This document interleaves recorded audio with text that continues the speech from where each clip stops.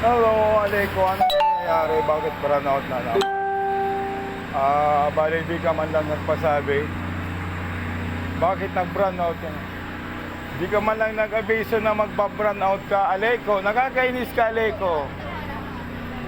Di ka man lang nagsabi na magpa-brownout ka.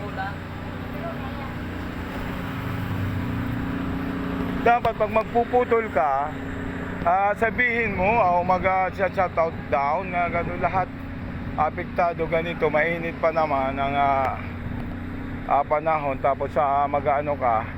Aleko, shout out, ano nangyayari sa atin? Sobrang init ng panahon, sasabayan mo pa ng pagputol mo.